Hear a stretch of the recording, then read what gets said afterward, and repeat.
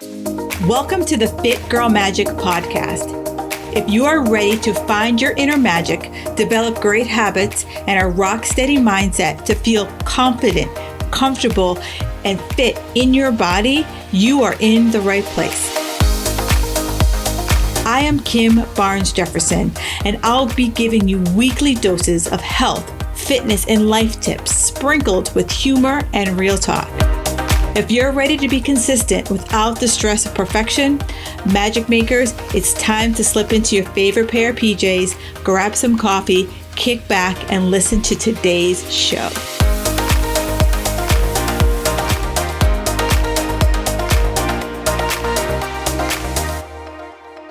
Oh, magic makers, you are in for a treat today. I know, I say it all the time, but the whole reason why I do this podcast is that I want to bring you the best conversations with amazing people. And today we are talking about something that is secretly sabotaging your health and fitness. And spoiler, it ain't your diet and it ain't your workouts. It's your boundaries. Yes. The reason why many of you feel stuck, overwhelmed, is that you are constantly putting yourself last.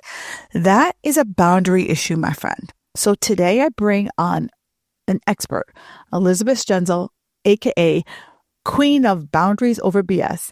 And I'm going to laugh at myself because when I was doing research for her name on Instagram and TikTok, I read it as Boundaries Are Verbs. And I was like, okay, but hey, maybe they should be. Who knows? Elizabeth is here to break down how the lack of boundaries is running your life, zapping your energy, and helping you beat yourself into the ground. And more importantly, we talk about how do we fix it. So buckle up, friends. This conversation is going to have you rethinking your time, your energy, and your attention, and where should it really be going? So Elizabeth, welcome to the show. Hey, Magic Makers, a great iTunes review of the week.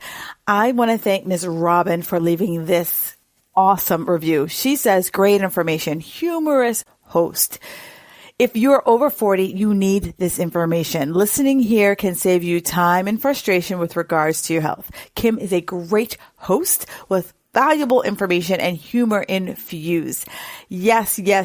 Thank you so much, Robin Nutritionist. Yeah, that is my hope and goal of this show, is that I'm able to give great information to you either via a solo episode or by the multitude of amazing guests that I've been able to have on the show. I want women over 40 to be like, you know what? Sometimes life, you just need to take a step back and laugh at yourself, laugh at just what life throws our way from time to time. Because if we can't laugh at ourselves, who can we laugh at? So thank you so much, Robin, for that amazing review. And if you're listening here, do me a favor. Reviews are what fuels my ratings with iTunes. It also helps me to better understand the information that I'm bringing to you. So I would love and appreciate if you gave a review, and I will read it here on the show. And if you don't know how to do it, do me a favor, reach out to me. I am here to help you facilitate that. All right. Enjoy the rest of your day and enjoy the show. Oh, Magic Makers. I'm really excited about this conversation today. I know I'm excited about a lot of things.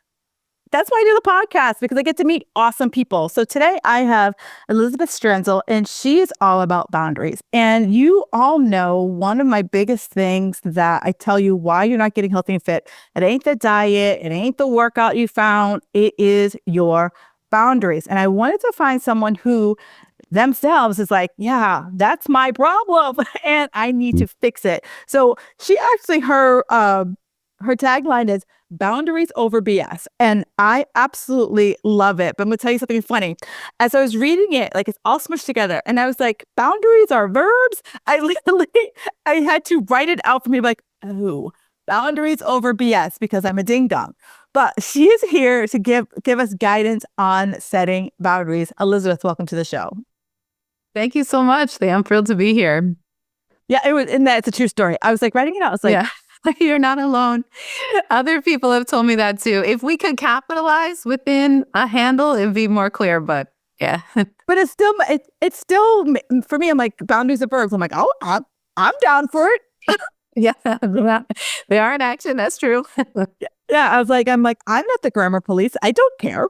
Yeah. Ladies, I see you. You're doing the diet, the endless cardio, the carb cutting, the fasting, praying to the gods, please let this be the plan that finally works. Yet that stubborn belly fat won't budge. What if the problem isn't you, but your approach? Yeah, that's exactly why I created 5 ways to crack the belly fat code. It is a free, private podcast mini course designed for women over 40 who are done guessing and ready for a proven no BS plan that will actually work with your body, not against it. And over the mini course, I'm going to be breaking down why everything you're doing isn't working and why it's not your fault. The number one mindset shift that changes the game for belly fat loss, how to work smarter, not harder. Spoiler alert, it ain't putting more time in the gym and it ain't cutting on your calories.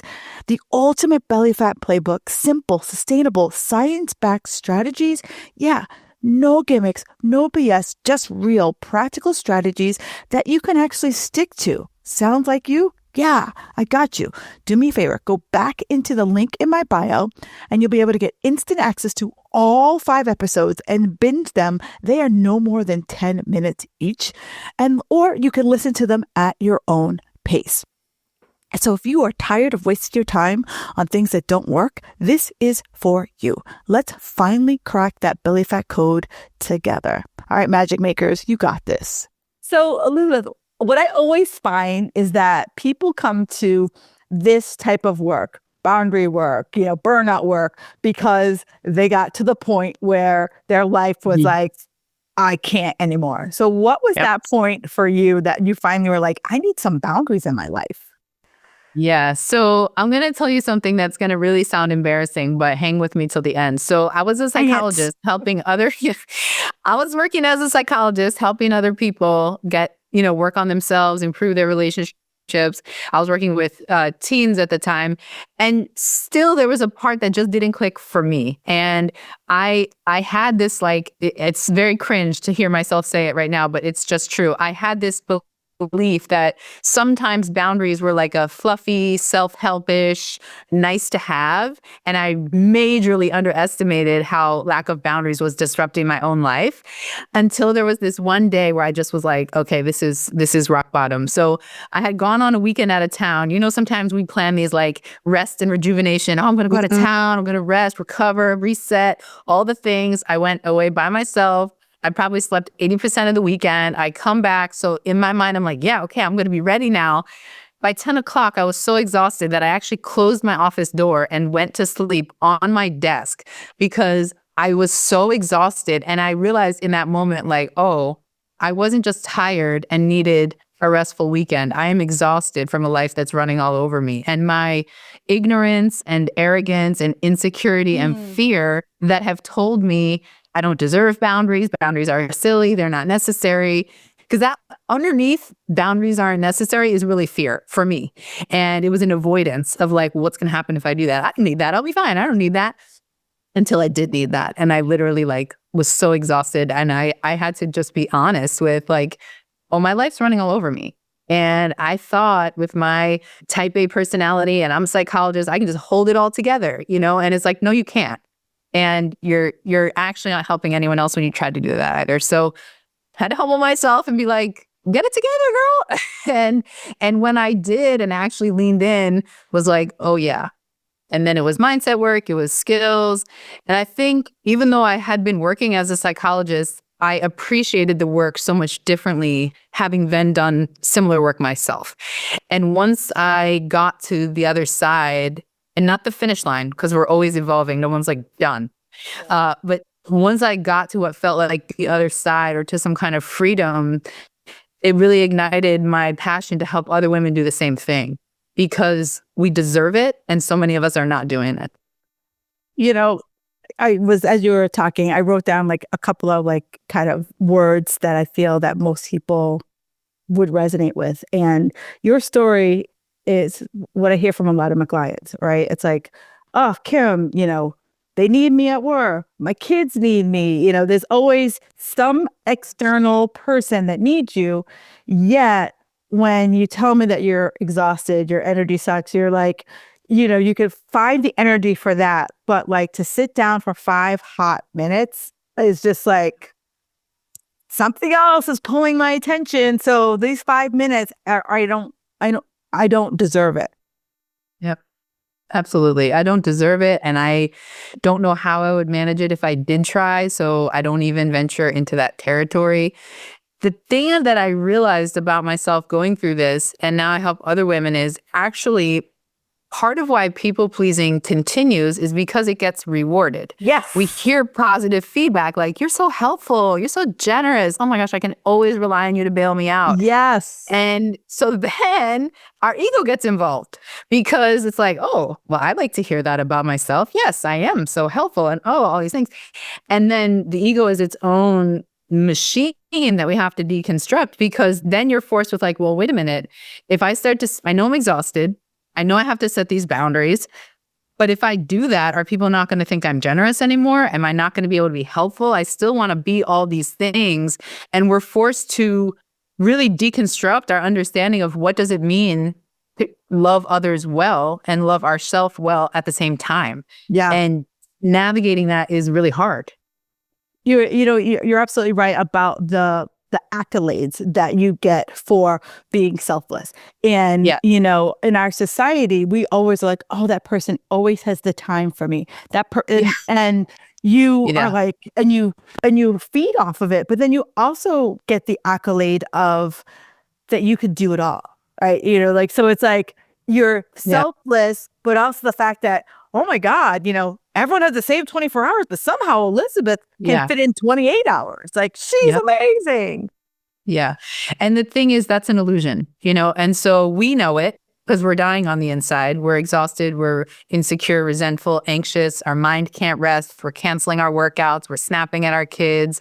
We're blowing off plans with loved ones because the boss asked for something. We know, but we sometimes lack the courage to tell the truth about that because it feels good to hear that we're the superwoman that has it all together. We don't want to show our cards. And if there's like nothing else that comes out of this work I'm doing, it's to like sound the alarm to women that like, let's just stop doing that. And I think that a lot of women are stepping up and stepping into that to be like, okay, that doesn't serve me anymore. Like, rest is a very popular and trendy topic right now, self-care. And I'm so glad because we need these things to be honest about our limitations, but we also need the skills to do it. And sometimes what happens when people have the revelation that, okay, I'm exhausted and burnt out, I want to do better for myself. I've been hearing these people talk about these things called boundaries. Let me just go 0 to 100, and not really having the skills to communicate or the self-awareness of exactly what we need or the practice to know how to do it. And then they get in there and it doesn't go well. And it's not because they don't deserve it. It's not because boundaries don't work. They just didn't know how. And how would you know how? Like when I started a business, I don't know anything about marketing or advertising. I'm a psychologist. How would I know anything about that? Similarly, if you were not raised in an environment or socialized as an adult to learn certain things, how would you know how to do that? So there's no shame. It's like, but let's tell the truth about that so that then we can get access to the resources that we need. Right. And, you said a couple of things that I feel I see a lot of my women about rest. And rest, it makes them feel guilty. Like if I'm taking that 5-minute breather, I'm not doing anything. Yep. And, and I think it's an American thing because if you go to other countries, they're all about the slow life, right? And here in America, like if I take that 5 minutes, I feel like I'm being lazy, and it's that internal critic that's like, Kim, you should be unloading the dishwasher. Why don't you load laundry in? You could be mowing the lawn, like all the other versus it's okay if I take these 5 minutes just to sit here and watch the sunset. Absolutely. I mean, and honestly, that's where we need to start is what does that voice sound like in your head? Is it even your own voice or are you picking up ideology from your peers, your parents, your boss, your community. Like the first place that we start is getting clear on recognizing what is the story that's playing in my head. Yeah. And then starting to challenge that by asking like, well, whose voice is that? Is that true? Do I believe that? How is it serving me to do that? Even if I think this is true for everyone else, am I willing to tell the truth that it's not working for me? Yeah. And then once we kind of start to challenge these things, then we can replace them with affirmations, with a new belief system. We basically have to reprogram our operating system. And that's not always easy to do because sometimes we're not even aware of what are those things that we're saying to ourselves. Partly because we don't ever sit down to rest. So how would we have the time for reflection if we're always on the treadmill of doing? You know, what you just said just was just like a coconut drop to my head. Are we willing to like tell ourselves that it's not working? Yeah. And you know, I'm sure you see this in your clients. I see it in my clients. They will spin themselves around the axle doing the same shit. Yep. Expecting a different result. Yep. Yeah. And it's like, you have to decide, do you want to be right or do you want to be effective? Because sometimes we feel like I'm doing the right thing. I'm doing the thing everyone tells me to do. And it's like, yeah, but is it working? Yes. Like what's more important? You know, like maybe that did work for Kim. Maybe that did work for Elizabeth, but it doesn't work for me. It doesn't work for you. Like, so what, at the end of the day, what is it that you want more? And if wouldn't it be great if we could just have like this easy, balanced, compartmentalized life without having to do any personal development work? Yeah. I mean, amazing, but that's not practical. That's not how it works. So like, if you actually want to be effective, well, what are you willing to do to get there?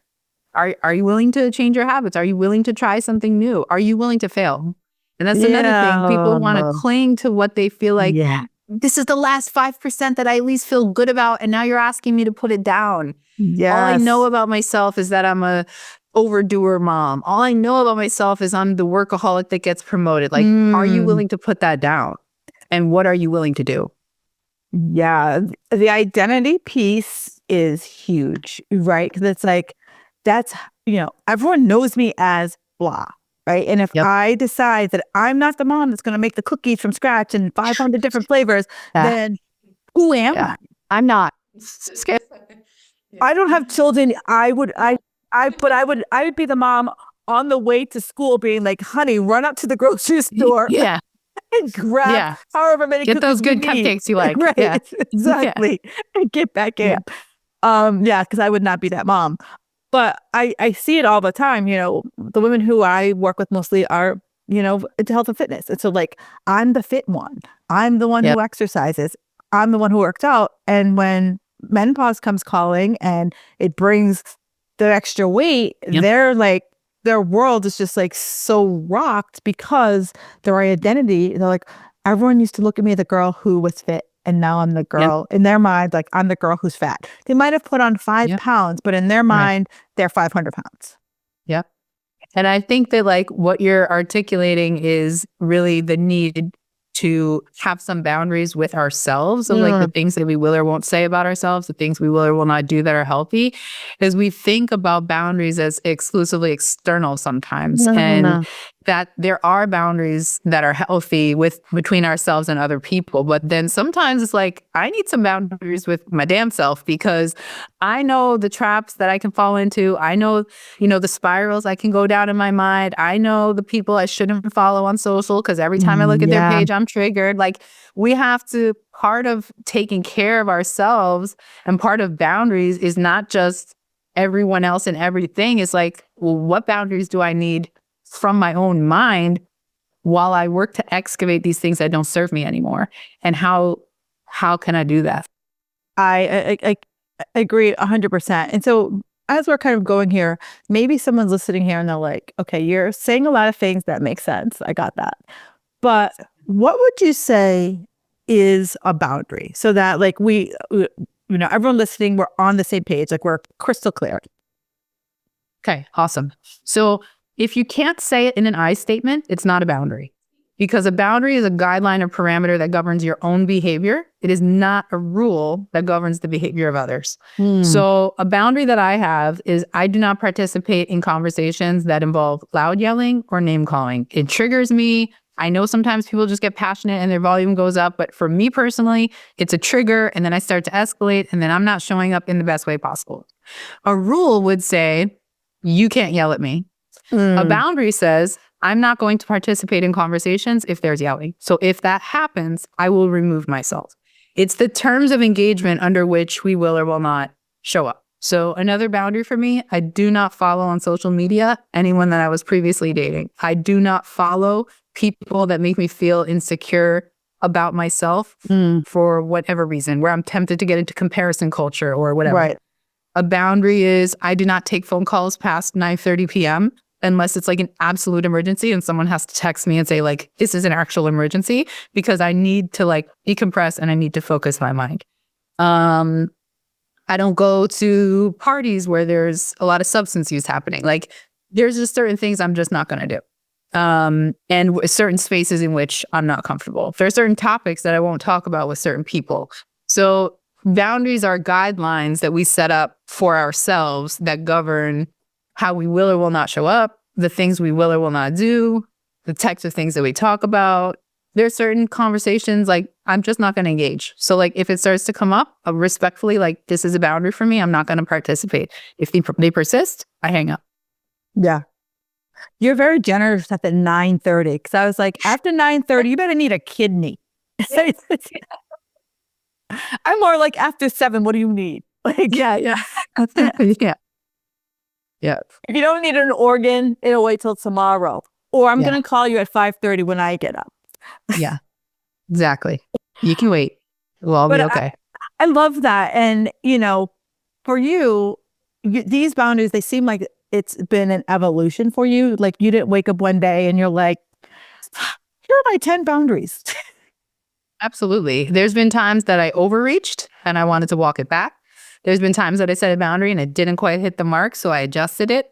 I see this a lot, particularly. So one of the things that's like very a hot topic in this space right now is the idea of going no contact, where you fully cut off a friend, family member, neighbor, whatever it is. We especially saw a spike in these type of conversations after the recent U.S. political election, because people felt very strongly about those that did not vote for the same candidate as they did. Right. So there was a lot of conversation of like, I'm going no contact, I'm cutting all these people off. Sometimes that's a necessary and safe thing to do. And if that's where people are, I respect that. And I see you, and I know that that's really was very tough for you. There are other times where that is a knee-jerk reaction to pain, because we haven't quite figured out, well, how can I stay in a relationship with this person and still stay safe and respected? Because I don't really want to cut them off, but I don't quite know how to do that. And there's an element of trial and error here. Like you start with your pain points. Okay, what are the things that really trigger you? How might you be able to avoid that? What's a boundary that could facilitate that type of protection? Then you try it. And okay, that worked out great. I can see my mom for 3 hours, but I don't stay overnight. Or I can go, whatever it is. And then sometimes it's like, no, actually, right now, we're just going to communicate over the phone. We can't see each other. Maybe in 3 months, 6 months, I might change my mind. So there's an element of trial and error. It definitely evolves over time. Like, I am in a co-parenting relationship right now. Our relationship is very positive at the moment. There's been times where it was more challenging. The boundaries I needed at one time, I don't need now. So It evolves, and it's okay for it to change. Right. And it's okay to not know from the beginning, like, what exactly do I need? Like, there's no perfect. We're going to make an informed decision and we'll see how it goes. So now, everything you just said just makes sense. These are the kind of like my guidelines. This is my operating system for how I want to move in the world. And so as I'm trying these on, pulling them out, how would I communicate that to someone? So if, let's just use the phone call, because I think that's the easiest one. So someone calls you at 9:30 at night. I pull up my phone and I'm like, oh, do I just say, you know what? I don't pick up the phone. I look and I just make sure that like no one's on fire. I'm like, that's Sally Sue. Yep. And I put it down. Yep. Or do I text Sally Sue and say, hey, if this is an emergency, I'll get back to you in the morning? Yeah. So I think it depends. I think you could do either. I think best case scenario is that if this is a boundary that we anticipate playing a significant role in our relationship or changing the relationship significantly, like maybe Sally has always called you at 9:45 and doesn't know that you decided 9:30 is your cutoff, then yeah, probably want to have a conversation with her in advance. One of the things I work on with people in coaching is like different ways to do it that either meet your preferred style, that meet the situation, that meet how you anticipate the other person might respond. So one way is just simple and direct. Hey, Sally, I don't take phone calls after 9:30 anymore. If it's not an emergency, I'll connect with you tomorrow. Direct with detail is offering a little more. Hey, Sally, I don't take calls past 9:30 because when I do, it really I'm so exhausted the next day. So if it's not an emergency, I'll connect with you tomorrow. The preferred way that I like to do it where it's possible, I call it previewing the concept, the positive framing. And I try to keep it light. Like, hey, girl, oh my gosh, I love talking to you. We have such a great time. We're always catching up. One of the things I've been working on is like how I can show up as a good friend. And I've learned that if I don't get enough sleep, I'm like cranky and miserable and everybody pays for it. So moving forward, I'm not going to be able to take phone calls past 9:30 because honestly, I'm just cranky and I just show up really as a bad friend when I do that. So it's not personal. I love talking to you, but moving forward, unless it's an emergency, I'm not going to answer the phone after that time, but love to talk to you. Call me at 7, girl. I can't wait to catch up. So in that example, you're making it about you, which it is. Right. You're framing it positively about how you can best show up in the relationship, but you're still setting a clear boundary and you're not leaving any room for pushback. One of the things that we do as women so often is like we almost take back the boundary as soon as we set it because we're still not fully empowered. I'm like, is that okay? Do you mind? I'm sorry. I know. I hope that hurt your feelings.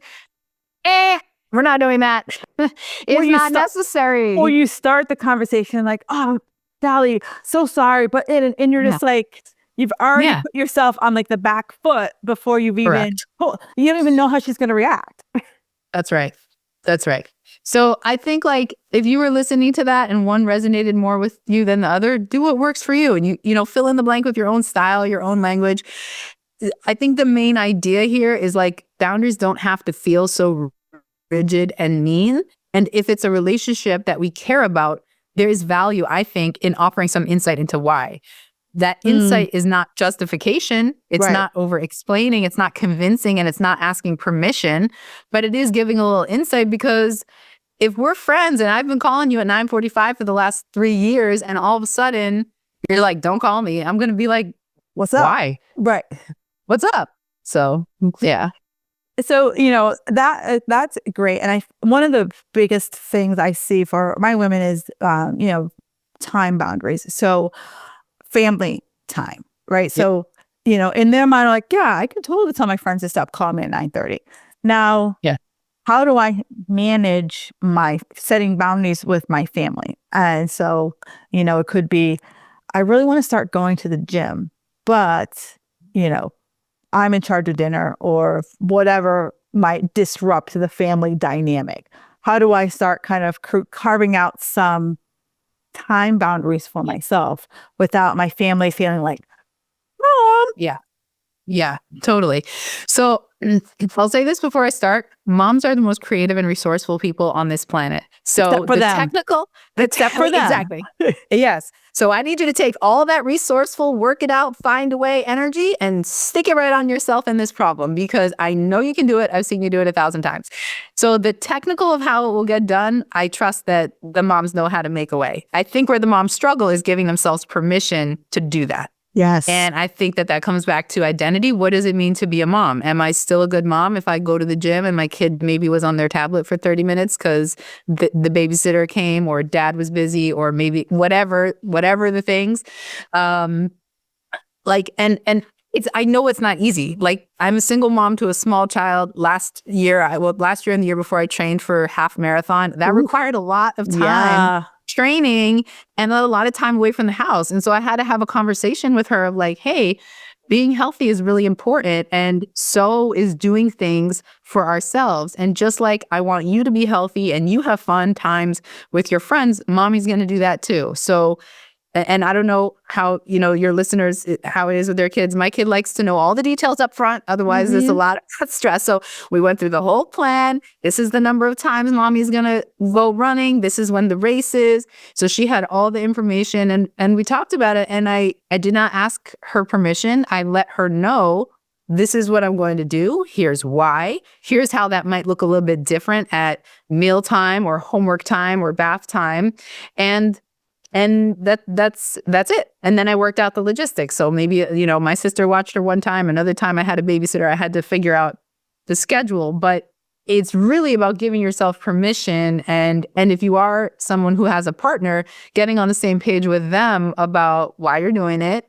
And even if there's some pushback, like I find I help clients with this in the preparation of, instead of engaging in a back and forth and trying to convince someone, like, ask a question. Are you able to support me with my health goals? This is really important to me. Can I rely on you for support? I notice you're really reacting strongly to me doing the workouts during the dinner time block. Is it actually about the dinner, or is it just about the time? And how can we work towards a solution? I'm letting you know this is important to me. My health is a priority, and I'd like your support.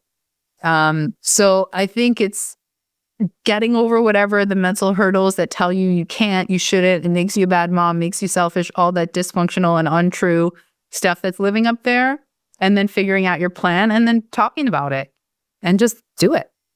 Yeah, you're absolutely right, because I always say that to them. I'm like, present your, it's like if you were presenting to your boss, like you present your plan, and in their mind they've already said their partner, whoever is going to say no, and I'm like, but you haven't asked them, and if that person isn't going, who's ever going to say, I want to get healthier?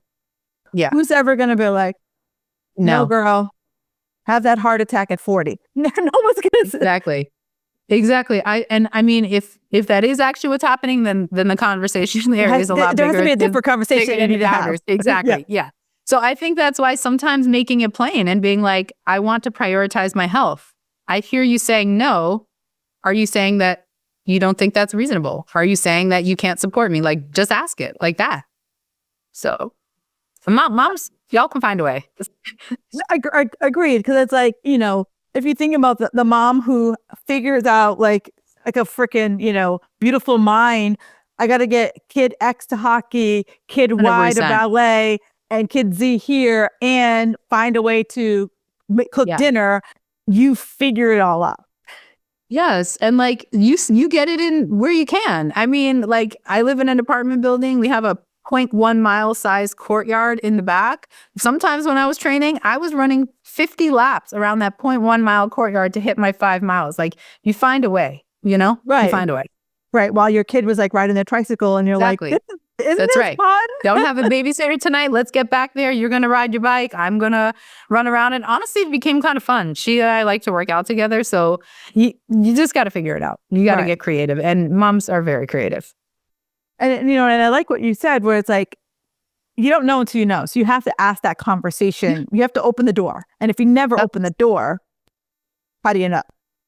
Yeah. And if you actually have no time, then I would say the exercise you want to be doing isn't logistical yet. It's a values exercise of where does your health fit in the other priorities? Because outside of securing your basic needs of shelter and food, we do engage in a lot of activities that aren't actually mandatory. So really having some of those conversations of how bad do you really want it? Because there's been times that I committed to an exercise plan and I was like, oh, girl, I'm busy, because I wasn't that serious. Right. And then there's times that I, did 75 hard and worked out twice while single parenting, working and running the business. Like, you find a way. So find a way. And one of the, you said something that I was like, I never really thought about the internal boundaries. You think about the external boundaries. So as someone who is maybe that, and you've kind of alluded to it. So that internal boundary of, I got to commit to this workout. And, But then all of a sudden you're like, well, I could do 3 loads of laundry. I could do this. I could do that, versus that internal boundary of like, I'm setting time set for myself to do this. Yeah. Yeah. I think one thing that really helps with this, or helps me anyway, is time blocking and like actually forcing myself to stick to the schedule. Because I think it's true for moms. It's true for all adults. We can always find something to be doing. So like if we don't want to do the workout, there's laundry, there's dishes. I got to call that person back. I got to book the flight. I got to pick up the dry cleaning. There is always a task that could fill our time. You have to like discipline yourself to be like, no, this is the time. Like 6 to 7 a.m. is the time for prayer, reflection, breakfast. 7 to 9 p.m. is the time for exercise. Like sometimes you just have to force yourself. And if that's not a problem you have, then disregard. If you can like do it on the fly, amen. But for people that really struggle, it's like, okay, so make a schedule. And the same way that you hold yourself to appointments with other people, hold yourself to appointments for you, because you wouldn't just blow off a friend to do laundry. So why would you blow off yourself to do laundry? There was this woman, she's a psychologist on TikTok, and she did a little skit where a woman's sitting at a coffee shop and she's waiting for a friend, and she picks up the phone and the friend's like, hey girl, so sorry to cancel last minute. And she's like, oh, no worries, we'll get together. And then like, they get the next part. And so it was like last minute, hey girl, so sorry. And it was like, how much more latitude would you give that friend? And yet we do the same thing to ourselves. Like we're like always like, hey girl, last minute, hey girl, last minute. Yeah. And that was it. I'm like, that was such a like very colorful exercise of how many times did you reschedule with that friend before you're like, Elizabeth, I love you, but I'm not going to take time out of my day anymore for you. Absolutely. And we deserve that. And I think it brings up, what starts out as seemingly like a technical exercise of scheduling really can lead to some deep reflection on our values, how we feel about ourselves, and what does it mean to keep a commitment to yourself. Yeah. And one of the big things, what steps that I always have my clients do is literally put it in your calendar like it's a dentist appointment. Yeah. And, I know my dentist pretty much stalks me to come. And I would say like stalk yourself to come. Like if you told yourself at 4:00, I'm going to work out, then, it has to be something cataclysmic for you not to have that workout. Right. That's right. Yeah. You deserve it. Yeah, you do. So, we talked about the friend who calls you after 9:30, and what if she gives you that pushback that she's like, I have so much going on in my life and I can only call you at 9:45. Yeah. I mean, I think it depends. So in the situation of usually what I'll have people do is like try to keep it light the first time. The second time, a little bit more firm. And then by the third time, you're trying to think about what the consequence might be. But if it's like you're actually the first time that you told her, like you just said, she pushes back, I think you choose a 1 to 2 sentence party line of this doesn't work for me anymore.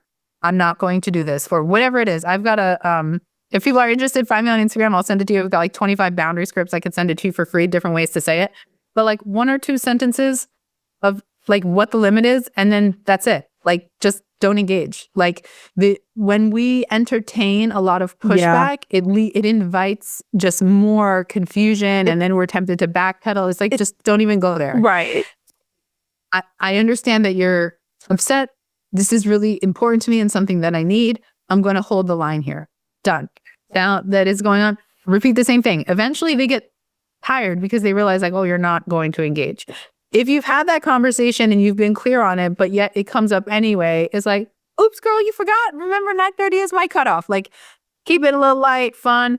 The next time is like, hey, Sally, I set a boundary in this area. You aren't honoring it.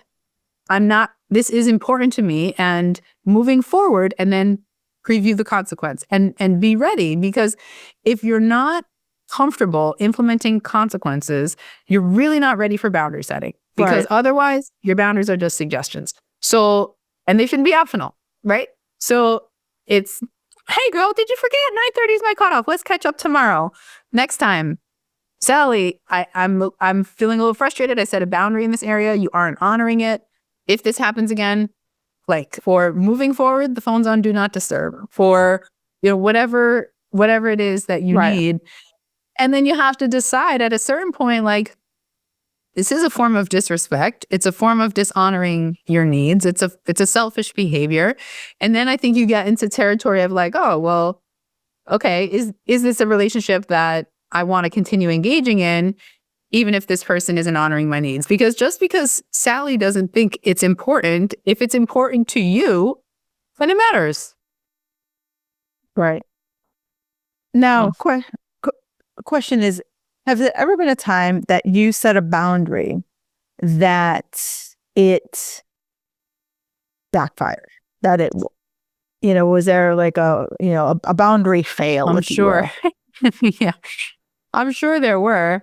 Yeah, sometimes I've set too restrictive of boundaries on socializing. Like I was part of a friend group at one time, and there was one individual that I found myself being really triggered by and not really wanting to spend time with anymore. So I set a boundary that if she was going, I wasn't going. And as a result, I missed out on a lot of connection with the rest of the group because she was always there. Right. And I tried to like do one-off stuff with them, and that like sort of worked, but it wasn't the same. And I realized like I had to really ask myself like, well, okay, an unintended consequence of this boundary is you miss out on the other friends. What are you willing to do? And so I think I changed it to where like if it was a large enough group that I didn't have to really talk to her, I would still go. Like I didn't do any like 2 or 3 person meetups when she was there, but larger group, yeah, okay, I can go. That's easy enough to distance yourself from her. Yeah, easy enough. Yeah, exactly. So that's one. I'm sure there's others that I'm blanking on right now. But I think because some of us are like, yeah, that everything we're talking about makes sense, but like you said, everything is a trial and error. So it could be like you said about the friend group, like. Yeah, but then I realized, like, because I set that boundary, like, my social life was like tanked, and I really like being social, or especially as a single mom, you're like, I only get a few opportunities to go out, so I need to like capitalize on that. So it's kind of us looking at, is the boundary, how much are we losing by the boundary, and how much are we gaining by the boundary? Absolutely. Actually, I just thought of another one that is probably a little more in the category of restriction, but I think at the time I thought it was a boundary, and it is connected to like the health and fitness space, and that's around food. So I love desserts. I just love them.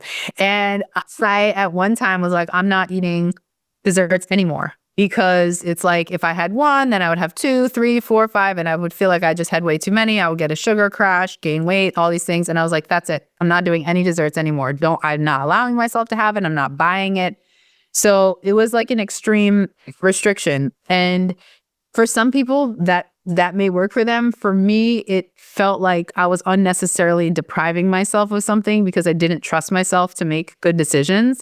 And then I would just overeat and on other unhealthy foods because I couldn't, air quotes, have the dessert. And so I was like, okay, this is unnecessary. Like, why am I doing this? And leaned into more moderation and started to think about like, okay, well, is there, like, how can I support myself to make healthier choices without feeling like I need to be so restrictive because then that backfires.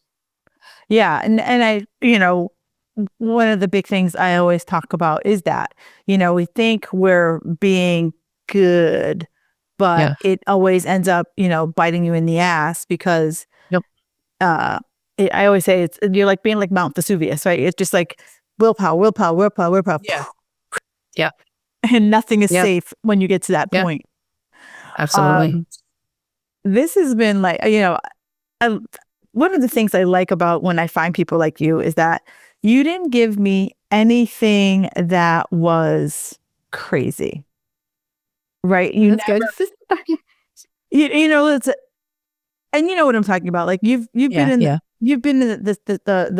world where like, here's your list, and I got to do this hard list, and just setting a boundary is hard enough of its own without you telling me what the rules are to set the boundary. Where you made it look pretty easy, like start small. Like it could just be like you heard about the 9:30 stop taking phone calls, and you're like, yeah, why am I taking phone calls so late at night? Yeah. Like we're not Yeah. we're not strategizing how to cure cancer. Like when we're talking on the phone. So Exactly.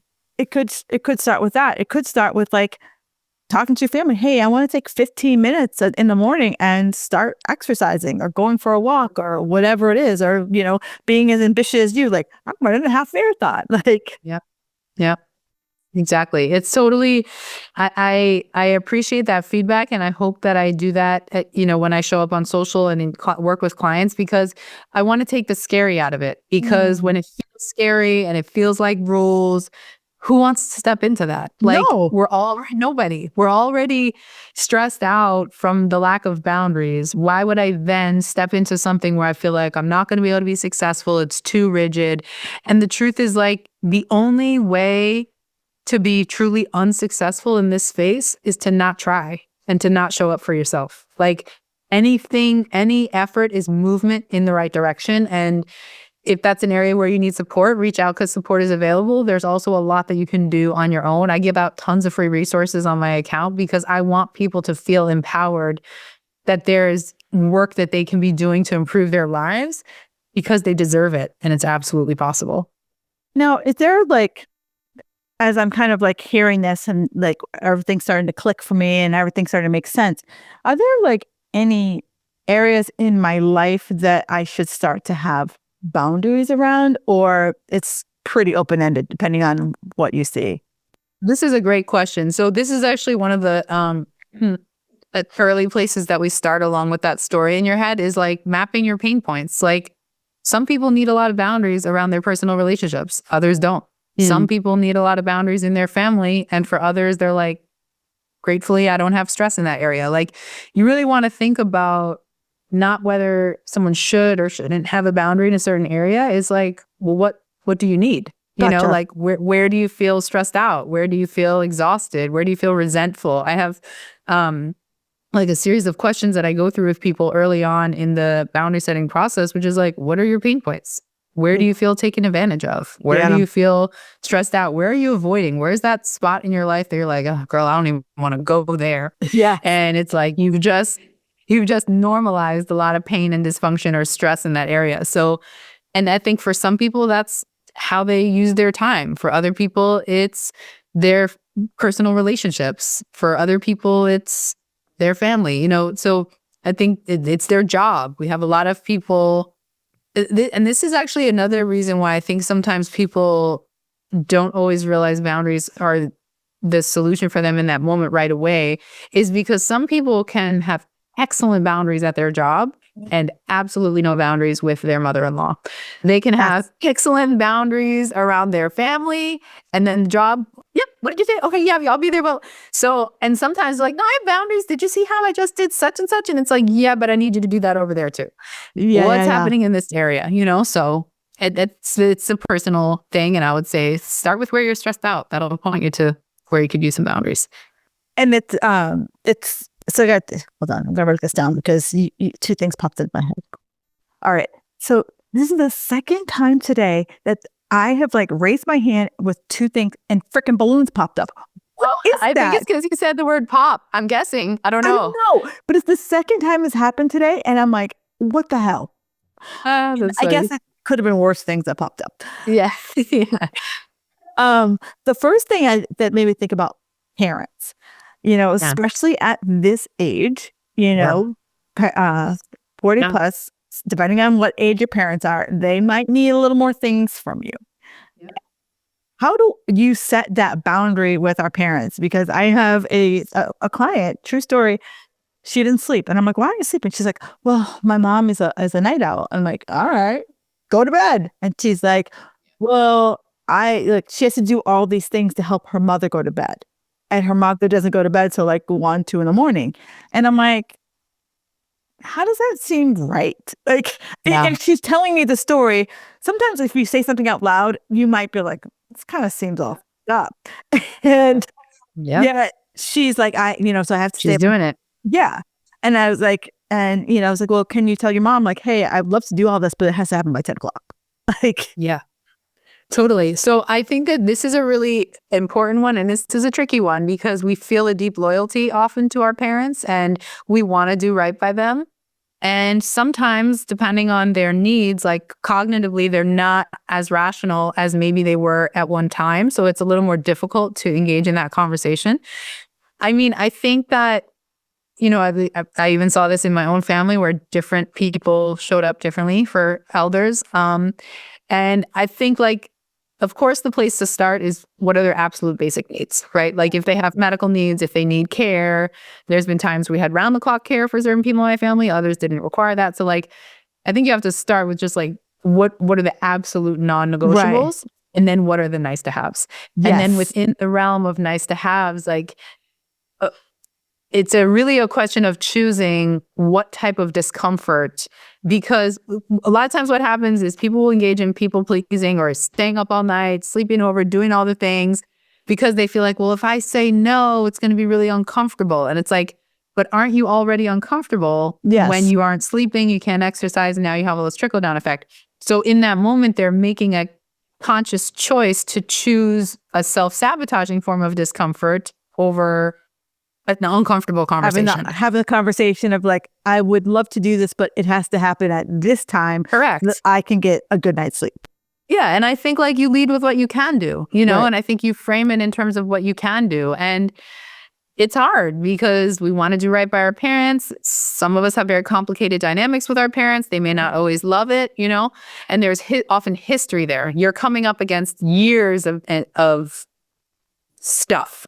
But I think you start with what is the absolute medically necessary, most humane minimum, and then orchestrate that. If you're an only child, that is a greater burden on you. If there are siblings to share it with, you engage others, and then after the absolute minimum is established, then it's okay, well, what can I comfortably do? What are the trade-offs if I do this? What are the trade-offs if I do that? And sometimes, honestly, I work with people and they're not ready to choose themselves. And if you're not, then okay. But I just want you to be aware of the choice that you're making and not see it as, well, I have to and you don't understand. You don't have to. You're choosing that. And that's okay if that's where you are right now. But would you consider perhaps an alternative? Are you open to some flexibility in that area? And then often, these conversations require a lot of preparation. The first time that you say the words out of your mouth should not be when you're sitting in front of that person. You should be saying it to yourself through the notes app in your phone, audio recording, practicing in the mirror, telling a trusted friend, rehearsing it on your own, whatever you need to do. Don't let the first time you say it out of your mouth be when you're right in front of that person, especially not in a scenario like what you described. It's too high stakes. We get emotional. We don't think clearly. You want to have a plan, and that requires preparation. Yeah. And, what you just said was spot on for all of this is be ready to choose yourself. And I think, you got to that point where you just were some of us have to hit the brick wall. Even though, we all have those friends that we see the brick walls coming. And even if I told you, Elizabeth, you're just running yourself ragged, you'd be like, girl, you don't know. I'm good. Yeah. I'm good. I got it. Caffeine. I can rest. I'm just going to go on this weekend. It's going to be all good by Monday. Yeah. Right. Exactly. And then it wasn't all good. And then you were finally, you're like, oh shit, that brick wall hurt. Why didn't you tell me there was a brick wall? They're like, girl, we've been trying to tell you. Yes. You didn't listen. Right. And so some people have to hit that brick wall in order to be able to say, you know what? I now have to start choosing myself because I hated hitting that brick wall really hard. Yep. It sucked. Absolutely. But the other thing you touched on before we got into this was about being stressed. And I feel that I hear it a lot, and you probably hear it from your clients a lot. Just my life. Yeah. Well, it's just the life you've accepted. Yes. Is how I would say that in a loving way. But I think I try to be very sensitive and empathic to individuals that are in situations of legitimate struggle. And we all have different types of struggle. I also think collectively we have normalized a lot of bad behavior from others. And we have normalized a lot of unhealthy dynamics, mostly as a means to cope instead of to grieve. Because if I tell the truth about what's happening in my relationships, I'm going to have to grieve the loss of the dream that I had for happily ever after, either romantically, with my mom, with a friend, with my own child, with my sister. And that's hard. Yeah. So instead of confronting that and allowing ourselves to feel the sadness, anger, disappointment, we tell ourselves, oh, that's just how husbands are. That's just how bosses are. You know, mother-in-laws. And so there's this collective settling and normalizing of bad behavior. So then when we are venting about the very understandable way that stresses us out, it's like, it's just life. It's just always going to be like this. And it's like, well, if that's the way you choose to frame it, and that, like, some things, you're not going to be able to change some things, you know, like I mentioned earlier, my daughter's father and I are not together. He lives in another state. I grieved that for a long time, but I have to move on. I have to be able to say, like, I'm really sad about this thing. Certain aspects of this thing stress me out. And yet, here is what I can do about that to improve my circumstance. And there's always a choice. There's always a choice to move, even if it's 1 inch, even if it's 5 minutes of rest, even if it's a 10-minute break from the stress, there is always something that we can do. Yeah. And it's, you know, there's a woman I had on the podcast years ago, and it always, like, that what she says to me sticks with me. She's like, we have to start using data versus emotion. And in those moments, it's really easy for the emotions to come flooding to the surface, and you're just all like pissed off and all the things, sad and so forth. And sometimes you just have to kind of like sit with it. 24 hours, 48 hours, a week, a month, before we can kind of say, all right, let's put some logic here and see how we can, like, make this work. Yeah. And also, like, part of doing that is depersonalizing other people's behavior. It's understanding behavior is just information. It's giving ourselves permission to hold two things at once, which is, this person behaved badly and I might have participated, or this didn't turn out exactly how I wanted, but I can still salvage this. Like, there's so much complexity, particularly in relationship, that we're sometimes blocked from seeing when we're just consumed with pain. So it's like, feel it, let yourself absorb that, and then, you know, invite yourself into, well, how can I think about this in a way that serves me instead of just has me replaying everything I don't like. Right. And just having that soap opera, like, loop over and over and over again. Yeah. This has been more than I expected. So this is great.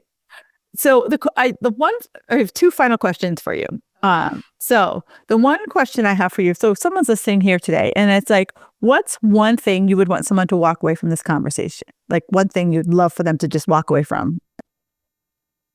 I would want them to walk away feeling like you deserve to choose yourself. And that doesn't mean you are selfish, mean, difficult. It's not going to cost you all of your relationships. It's not going to cost you your identity. You deserve it. And there are ways that you can do it. And you don't have to fear turning your entire life upside down. Now a fun one. What's one thing that makes you feel magical? Oh my gosh. Dance parties with my 8-year-old. Love those. That's a good age. Yeah, it's a really fun age. Yeah. What else makes me feel magical? So I love to cook, and I also like home decor. And so those two things converge when you do those like fun looking charcuterie boards or platters. And I just like have the most magical time creating these, and especially at the holidays, I really enjoy that. And I think I also feel like a certain element, I don't know if I would say is like magical, or like there's a sacred space when people trust you with stuff like this. It's such a privilege and it's such an honor, and I don't always get it right. We all, make mistakes in this work. But when I feel like I really connected with someone and gave them back to themselves. Like, yes, that's like, yay, and it's awesome. I know that feeling because you're just like, they feel like they're in this impossible situation, and all of a sudden you show them there's the path, and you kind of feel like, the Wizard of Oz. You're like, God, all I had to do was click my heels together. Yeah, exactly. Awesome. So you mentioned that you're on social media. Where can people find you on the socials? So you can find me on Instagram, Boundaries Over BS. And I'm recently on TikTok, kind of experimenting over there. So that's for like the fun, that's for the giggles. But the gems and all the meat of the work mostly is on Instagram right now. But the handle is the same on both, on TikTok and on Instagram, Boundaries Over BS. And then once you get there, I have like a website, easy way to access a lot of the free resources that I talked about here. You can sign up for a discovery call if you're like, hey, maybe, but let me check her out and see, if it's a fit. You can get all that stuff on Instagram. She's definitely a fit because I stalked her. You know how I am. I got to make sure they bring the goods when they get on this show. Elizabeth, thank you so much for being on the show. I've learned some stuff today, and those of you guys listening, I hope you learned something as well. And if you did, do us a favor, tag us on the socials and let us know what's that one takeaway, or share it with a friend who's like, girl, you need this. Yes, this was awesome. Thank you so much for having me. I love the conversation. You're welcome. All right, Magic Makers, you know what to do. Listen to the episode, find a friend, and let us know what you took away. Thank you for listening to the Fit Girl Magic podcast. If you've made it this far, yay. I'm thinking you enjoyed the show. Let's continue the conversation on Instagram. You can find me at Kim Jefferson Coach. In order for me to keep sharing this message, do me a favor and leave me a 5-star review on iTunes. While you're there, don't forget to subscribe so that you won't miss an episode. New episodes are available every Wednesday. The Fit Girl Magic podcast is intended to provide you with tips, tools, and strategies that will help you make better decisions about your health. I really appreciate your feedback and your support. Thank you so much.